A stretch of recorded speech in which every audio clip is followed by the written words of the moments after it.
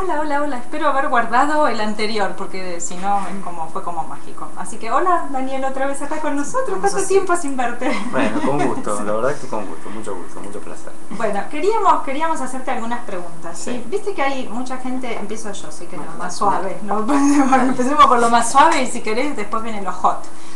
Viste que hay mucha gente hablando del tema de los síntomas del despertar, ¿no? Como, viste, náuseas, dolores de espalda, mareos. ¿Hay como una cosa colectiva de síntomas colectivos? Bueno, sí, existen claro, exactamente, los llamadores. Es decir, si yo te digo que hay un virus dando vuelta y de pronto vos haces un estrés con ese virus que anda dando vuelta y estás de las 24 horas 23 pensando en eso, que es lo que en definitiva se logra muchas veces con ciertas campañas que saben perfectamente cómo funciona el inconsciente. Entonces, terrible. ¿Cómo era la gripe A? Cerdo, gripe aviar, gripe porcina, gripe A. Yo sí, me tocó viajar, te hacían poner cosas. Que bueno, ahora nadie habla de la gripe A ni de la gripe aviar. No, porque no estamos por hacer campaña electoral. Bueno, yo pienso que son llamadores para sembrar mi punto de vista. Sí, señor, chao. Para sembrar el pánico. Entonces, eso es un poder muy grande para poder, es mi punto de vista, mi forma de pensar. Nadie tiene por qué compartir lo que yo estoy pensando en este momento. Pero sí, yo creo que hay una campaña que tiene que ver con lo material, ¿no? Tiene que ver con las industrias químicas, que tienen un poder muy grande en el mundo, son prácticamente las que manejan los gobiernos. Este es mi punto de vista. Sí. Hay entrevistas que pueden definir con respecto a lo que yo estoy diciendo, o sea, médicos que han hablado, que son de la Organización Mundial de la Salud, que dicen claramente... Claro, un médico alemán, hay un video puesto en YouTube que él habla claramente de esto. Claramente dice, nosotros no podemos hacer nada porque ellos manejan todo. Claro. Lo dicen al aire. Lo dicen al aire, sí, para todo el mundo. No tienen ningún problema. Entonces, yo creo que cada uno debiera tomar conciencia sobre esto, porque el mayor estrés que hace una persona es cuando le dicen, señor, lamentablemente voy a tener que informarle que usted tiene esta enfermedad. Entonces, ahí está el poder, precisamente. Si vos te lo crees, vas a hacer un estrés correspondiente. Y el cerebro va a actuar ante ese estrés que no puedes resolver. Y va a mandar otra enfermedad para ponerte un freno, obviamente porque acabas de interpretar a través de tu creencia y tu convicción del inconsciente familiar, social y cultural que tenés en tu inconsciente. Te va como espejito, te va a venir como anillo al dedo. Ahora, una pregunta, ¿esto te sirve para generar la enfermedad y también para resolverla? Porque cuando el médico te da la noticia, vos podés decir, yo no le creo al médico. ¿Y podés resolverlo, el diagnóstico médico? Si es intelectual, puede ser que es una forma de resolver el conflicto, pero el tema es lo que dice la emoción. Muy bien. Porque a través de la emoción nos enfermamos muy y a través de la emoción nos curamos. Si a vos te dicen, lamentablemente voy a tener que informarte que tenés un cáncer de mama, y vos crees que un cáncer de mama es mortal, y crees que te vas a morir, lo primero que vas a pensar si tenés hijos, se te van a cruzar tus hijos por la cabeza. Y inmediatamente vas a tener un conflicto seguramente de carencia, si es que vas a vivir la falta, porque seguramente vas a sufrir porque le vas a faltar a tus hijos, o a tus hijos le va a faltar el alimento. Entonces el cerebro lo interpreta como peligro. Falta. Si es falta es carencia. Y el único órgano que se encarga de almacenar es el hígado, lo que falta. Entonces es el único órgano, no hay otro que haga esa función. Entonces va a mandar una solución biológica de supervivencia al hígado. Y va a ser el famoso cáncer de hígado, porque obviamente es un conflicto. Cuando yo te digo, lamentablemente tenés un cáncer y hago un impacto emocional. O sea que ahí va a parar de la teta al hígado y a llamada metástasis, mal llamada metástasis. Claro, la persona entra en el discurso de su propia enfermedad. Claro, se la creyó y se la pegó, digamos. Exacto, la persona cree que tiene algo mortal. Entonces eso genera un estrés. O sea, la persona pierde su finalidad falta de apetito, insomnio, la persona cambia su personalidad, obviamente. Sí, claro. Entonces ya está en un conflicto. De las 24 horas, 23 está pensando en lo que le dijo el médico. Exacto. Al final se muere, claro. Es una profecía autocumplida. Eso va consumiendo energéticamente a la persona. La persona se agota psíquicamente, y por ende físicamente. Entonces cuando decimos que una persona tiene cáncer, decimos, ay, pobre, mira cómo lo está consumiendo el cáncer. El cáncer no consume absolutamente nada. Es su pensamiento el que lo consume. La persona está agotada, está anémica, está agotada, unos valores en sangre no son los mismos porque acaba de vivir un shock emocional brutal y fue cuando el médico le dijo eso. ¿No? Puede ser por un diagnóstico médico fatal, o puede ser por un autopronóstico también. Claro, sí. Pero esa gente que siempre busca, no, porque yo tengo un cáncer, ¿viste? Sí, porque de todas maneras no es tan estresante como una condena. Una condena, sí, muy bien. De la mano de la autoridad. Claro. O sea, no es lo mismo que una autoridad te condene, que uno crea y uno se haga la película. Uno no porque uno se haga la película se va a enfermar, sino porque tiene que haber un shock emocional brutal, si no intenso. está el shock emocional no funciona. Claro. El disparador es el shock emocional. El shock emocional, pero tiene que reunir los requisitos de vivido en soledad, en aislamiento, no verbalizado y sin solución. Entonces ahí lo resuelve el cerebro. Si le encuentra una solución inmediata psicológica, no hay enfermedad, no hay cáncer, puede haber una mínima reparación. Como cualquiera de nosotros tenemos cuando sufrimos un estrés, vivimos haciendo estrés. Sí, vivimos, saliste a la calle, viste, chao. Tenemos reparación. Te agarró la calle. Exacto. Bueno, pero yo me refiero, viste que hay por ahí dando vuelta al tema de los síntomas del despertar. Sí. No, que como conciencia colectiva, viste, como que a todos nos está pasando, que hay como un despertar de la conciencia y tenés que tener esto y esto. Y que aparentemente son un montón de síntomas físicos que la medicina convencional y tradicional no le encuentra. Decir, sí, me duele la espalda, no tenés nada. Me duele no sé qué, o tengo dolor de cabeza y no tenés nada. Y a estos que ahora como que hay moda, hay como bueno, cuando hay un dolor hay una inflamación. Los tejidos se inflaman. Pero digamos que dentro de lo que es el salto evolutivo, la conciencia colectiva de dar un paso a nivel de la civilización, de lo humano, ¿se entiende? Sí, totalmente. Es decir, hay una metamorfosis, ¿no? Hay síntomas que son muy colectivos, como por ejemplo el llamado crisis de pánico. El ataque de pánico, ese, muy bien. Ya el nombre, ataque de pánico, ya tiene una premisa, tiene una fuerza, tiene un poder. Fue generado por alguien que le resulta muy útil el título para poder generarlo.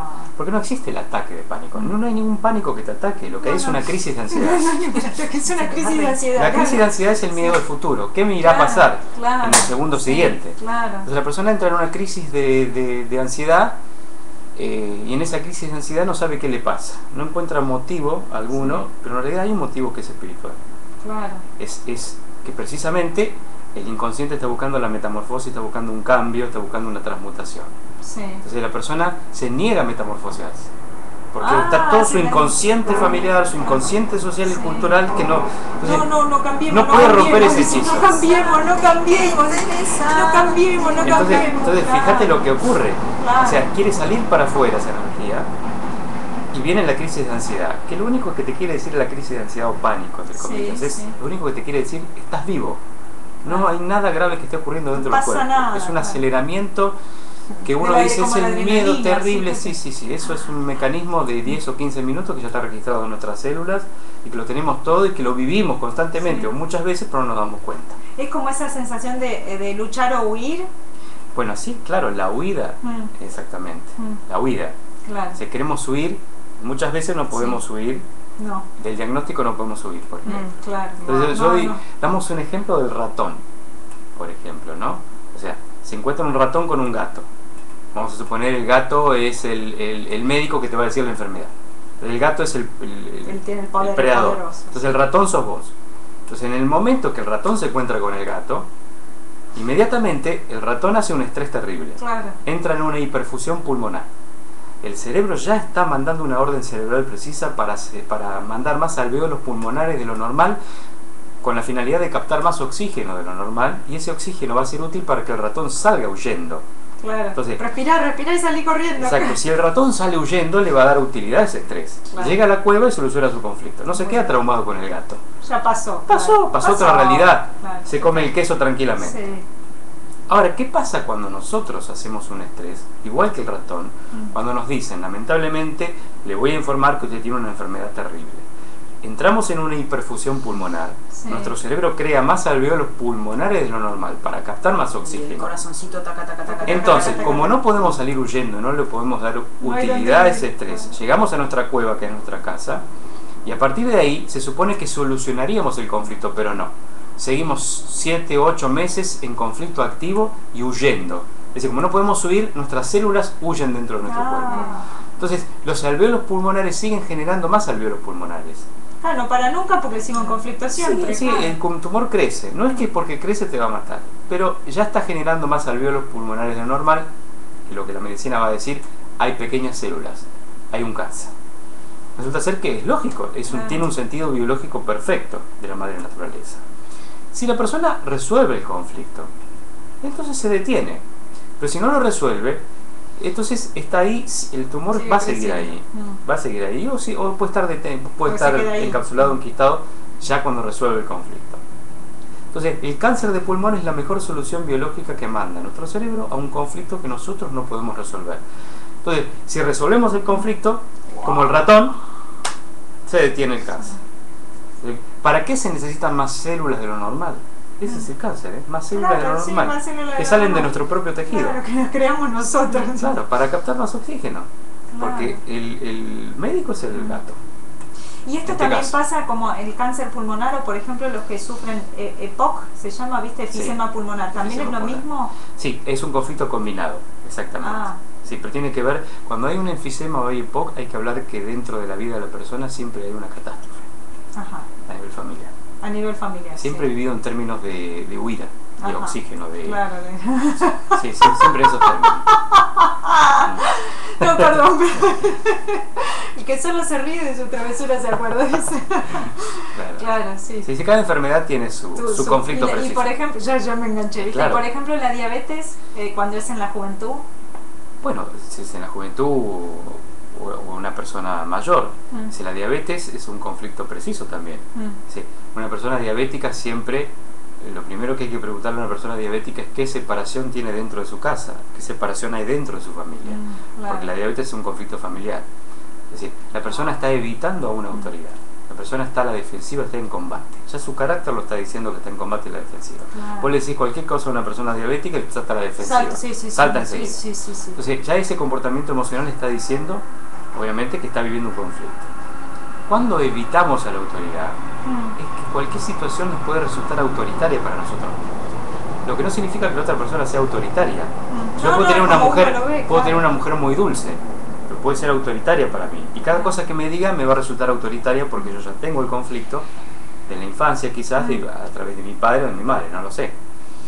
Entonces, cuando yo quiero evitar a una autoridad o evito la autoridad, lo que está haciendo, en este caso lo que hace el cerebro es bloquea el paso de la insulina. Pues la insulina es la que lleva, es la autoridad, la que lleva la glucosa, el carburante, la que lleva el carburante al cuerpo, ¿no? Entonces, el cerebro decide, ante lo que vos no podés resolver, decide bloquear el paso de la insulina, bloquea el paso de la autoridad, porque tu conflicto es con la autoridad. Mal, claro. Todavía te quiere ayudar, ¿viste? Exacto. Tu conflicto es con la autoridad. Ay, es mágico. Entonces bloquea el paso de la insulina. Entonces retiene el azúcar en sangre. Entonces, ¿para qué el azúcar en sangre? ¿Qué sentido biológico tiene el azúcar en sangre? Si uno está en combate, necesita el carburante. Claro, sí, es el combustible. Para combatir, el combustible. Entonces el cerebro dice, quédate tranquilo. Vos estás combatiendo internamente, no le das solución al conflicto, te guardas todo, vivís permanentemente el conflicto con la autoridad y no sos capaz de expresar y resolver el conflicto. Es mágico, es mágico. Me acabas de resolver la historia de mi vida. Mira qué bueno, qué útil, qué bárbaro. Es así. Me alegro bueno, mucho. La descodificación biológica yo paso así como, hey, produce esto, es decir, wow. Y te allana mucho el camino, mucho. Si entendés todo, entendés todo. Y si entendés una parte, ya entendés bastante también. Claro. Porque esto pasa en los hogares, por ejemplo, en una historia familiar, viste que son dos hermanas, por ejemplo, ante esta situación conflictiva, una se enferma y la otra no. ¿Por qué? ¿Viste? Una lo tomó distinto. No, porque la biología o el inconsciente siempre tiene en cuenta la ley del más apto.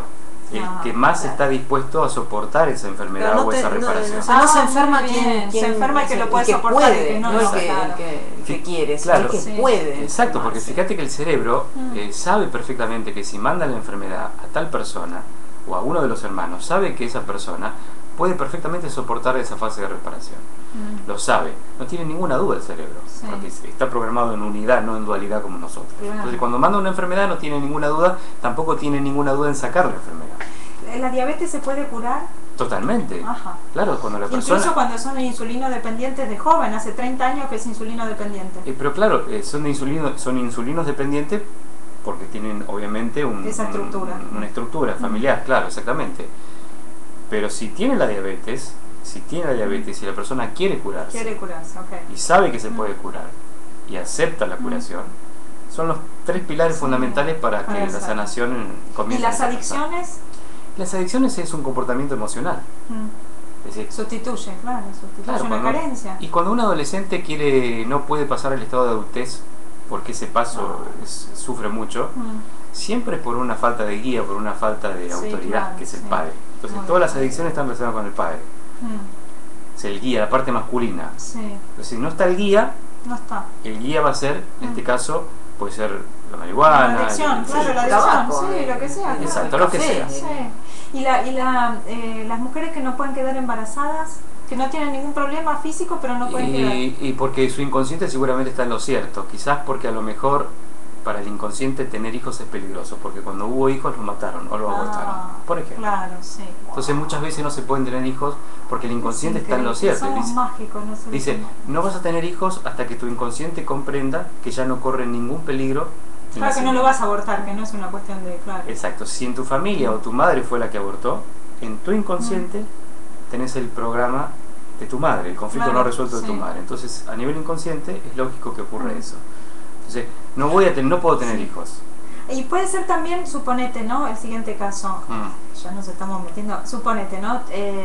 Tu mamá, viste que esto se hacía también en alguna época, bueno, también ahora también. Hay una mujer que conoce un hombre, ¿sí? Y para engancharlo queda embarazada. Resulta que quedó embarazada y lo enganchó. Perfecto, genial. Posible que en la historia de su vida tiene el hijo, viste, qué sé yo, es una hija, tiene 3 o 4 hijas, bla, bla, bla. Es posible que la hija después no quiere quedar embarazada mentalmente, dice, no, como en los genes está que mi mamá para enganchar a mi papá hizo tal cosa, ahora yo no voy a quedar nunca embarazada. Claro, puede darse que en su inconsciente o en el inconsciente del niño o del adolescente esté el programa. Y el programa puede ser perfectamente: yo nací para que mi madre sea libre, o yo nací para que mi madre retenga a mi padre en mi casa. Son programas, entonces seguramente voy a tener un programa y voy a tener hijos no, claro. Puede ser sí o no. Pero en el inconsciente de, digamos, de la sucursal, que es la que se hace cargo del conflicto, claro, va a tener ese programa. Sí, claro. El tema es poder encontrar cuál es el programa, porque sacando el programa ya está. Es la toma de conciencia, claro. O sea, vos decías recién, por ejemplo, una madre que se embaraza para enganchar al padre. Para retener al padre.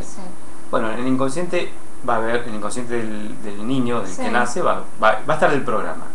Lo puede desencadenar o no. Claro, pero está el programa, está predispuesto. O sea, lo que está predispuesto es el conflicto, no la parte genética viaja en los conflictos, no en la enfermedad. Claro, O sea, no tiene sentido. Entonces, en su inconsciente lo que va a haber es un programa que él va a ejecutar o no va a ejecutar ese programa. Y si lo ejecuta, ¿cómo se lo sacamos? ¿Viste? Porque no es que apreté el botón y lo borré como en la compu, ¿no? Es más complejo. Bueno, puede resultar un conflicto también tener que sacar un programa, porque hay que ver si verdaderamente tiene utilidad sacar el programa. No todas las enfermedades deben curarse. Muy bien. Por los comportamientos emocionales. Son útiles. Por alguna razón son funcionales. Son funcionales. Totalmente. Bueno, justo suena el teléfono. Cerramos y seguimos. Seguimos, porque esto hoy no lo dejamos, te juro. Vos te tenés que